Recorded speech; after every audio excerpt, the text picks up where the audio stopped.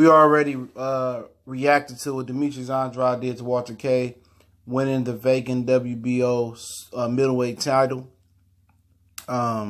Saturday night. And we back, Goodfellas Sports TV. We up in this thing, and wasn't impressed by Andrade at all.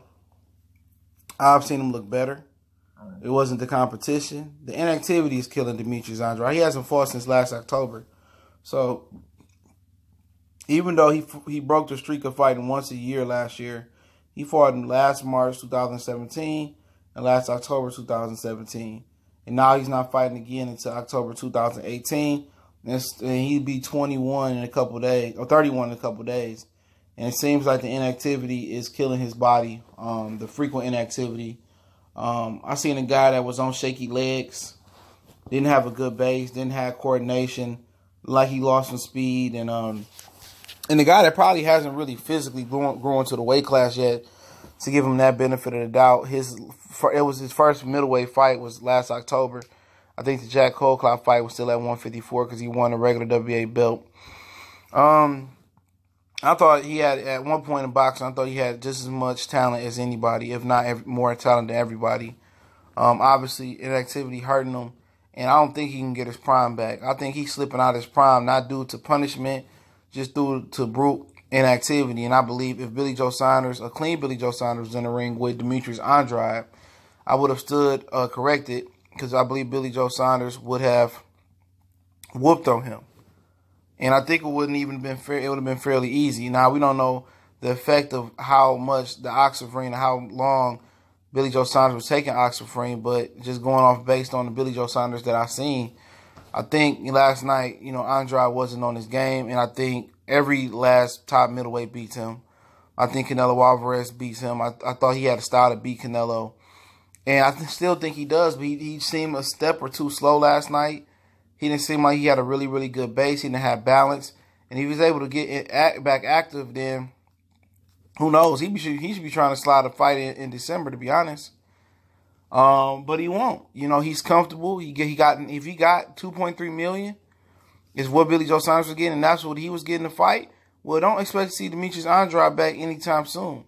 I understand they got a fight date on his own, and he probably come back in March or whatever to stay active, but the inactivity is killing him. And tonight, he was supposed to stop that guy. It seemed like it's a power outage at middleweight for him. But I feel that Triple G would stop him. I said it on World Breaker stream. We was going live for the fight. I feel like Triple G would have dominated that Demetrius Andrade last night. His movement was sloppy. Just the whole way he moved was very, very sloppy. And I wasn't feeling him, man. I seen him look a lot better, and a lot better in other fights. And this wasn't a step up. It was just a simple fact that if he did step up tonight versus Billy Joe Saunders, he would have got whooped on.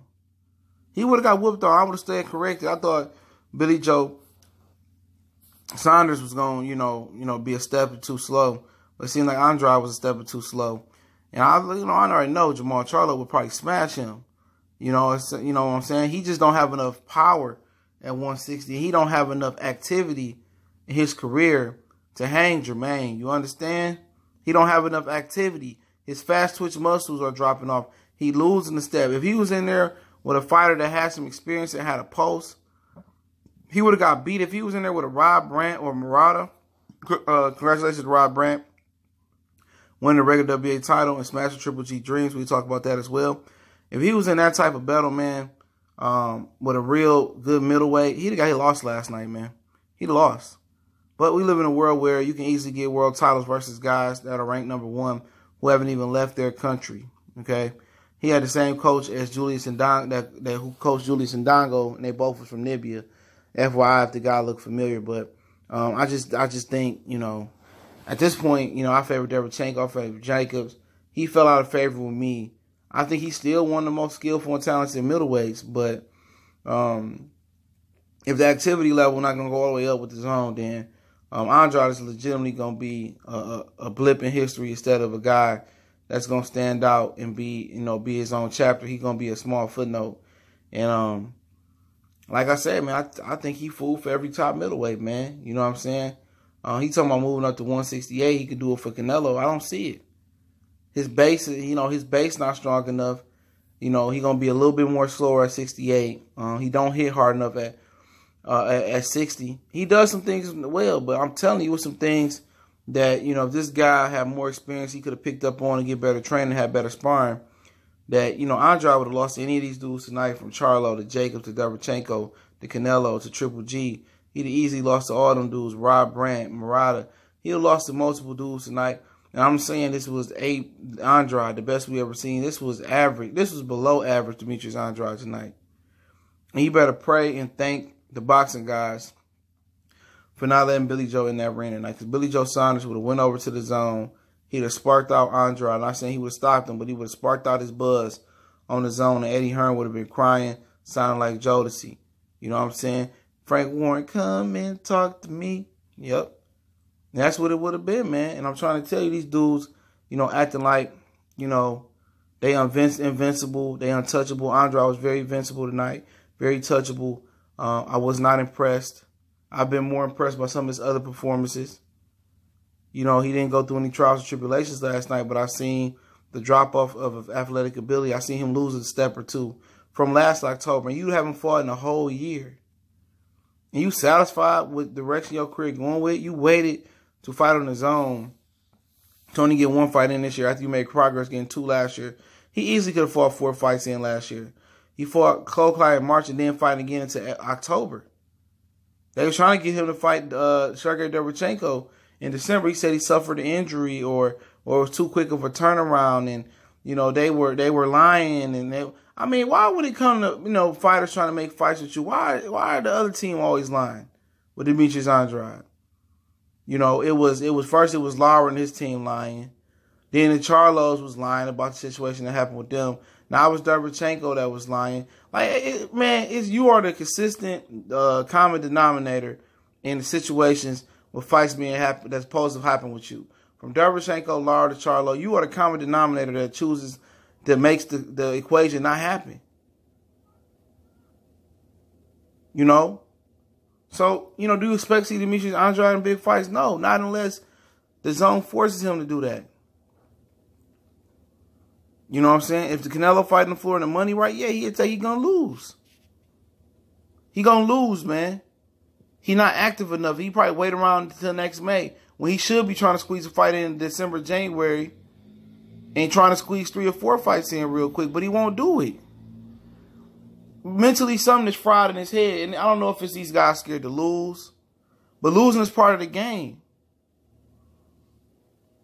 You know what I'm saying? These guys that didn't quit and that still get their respect on their name in boxing. And they remember them for the legendary fights they was in. But Andrade, I think, then let his prime slip by him.